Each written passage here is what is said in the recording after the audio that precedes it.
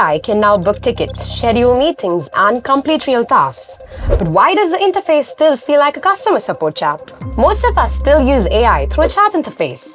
We type something in, and the AI responds in text. It's like asking someone to schedule something, and they keep asking follow-up questions, like planning a trip in a group chat. But what if an AI agent can show an interface needed to get the job done? And that's the idea behind Agent-to-User Interface, or simply A2UI. A2UI is an open project from Google that allows AI agents to send structured UI instead of just text responses. Let's see how it works. A2UI is a declarative protocol. Think of it as a JSON contract between your agent and your front end. Instead of AI writing code, it just emits three specific messages: create surface, update data model, update components.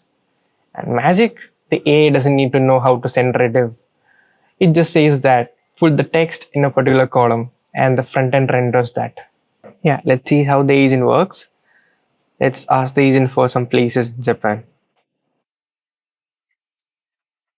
And we can see that the agent has brought up some places, and yeah, those are shown in cards. So back then, the agent has looked into the DB and found the places using the tools, and also brought up the images as well as the text. So let's go further and ask for some hotels available in Osaka, maybe. Yeah. And yeah, the agent has brought up hotels. Let's book the hotel Nikko Osaka.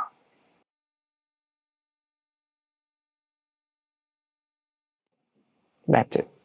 See, so the current conversation was mostly interactive cards. We had this gallery, we had this booking form.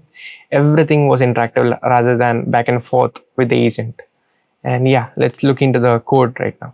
Most people make the AI generate HTML or React code, but that is security nightmare and it is incredibly brittle. Instead, we use the A2UI version 0.9 specification. It is a declarative protocol where agent decides what to show and the front end decides how to show it. On the backend, we are running a fast API server powered by Google's ADK, and our agent is powered by Gemini. It has access to a special tool called EmitUI. And the tool actually is called when the agent decides to show a UI or update a UI. And the tool doesn't actually do any rendering stuff. It just validates the JSON that the agent gives. The LLM needs to speak A2UI, and we have trained that using the system prompt itself.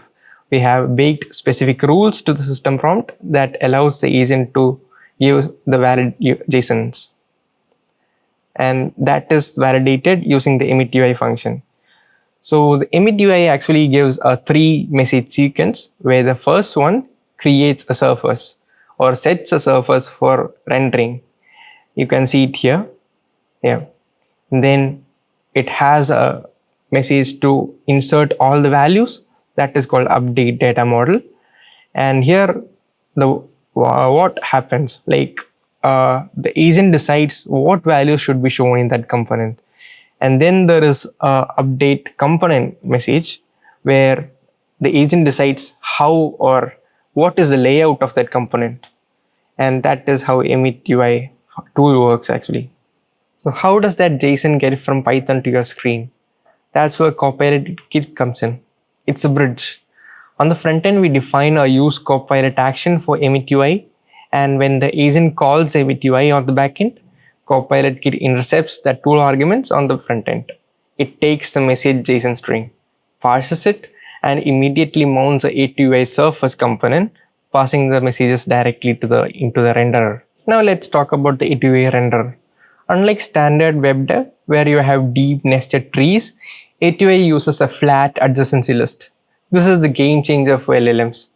Instead of the agent getting lost in a div soup of nested brackets, it just provides a list of components with unique IDs. One component is marked as a root and it just points to the IDs of its children. Our A2UI surface, that is component, let's see the code itself. So we have this A2UI surface component, and here we actually parses the message and finds two things mainly.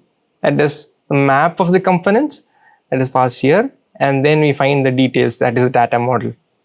Then a recursive function is called a render component that walks that graph. Then it sees a text or image component. It uses the path resolution. So it looks at the path property like a slash price and pulls that actual value out of the data model. The total separation of the data and layouts is why the UI are so snappy. It's also how we actually handles the click to explore pattern. This is safe. This is cross-site scripting proof because AI isn't injecting any scripts. It's framework agnostic. And most importantly, it makes your AI feel like a product, not just a terminal. You can swap your entire UI theme without ever changing your prompt. A2UI v0.9 is just the beginning. I've linked the full documentation and the GitHub repo in the description. If you're tired of building boring chatbots, go give this a star and start rendering some surfaces.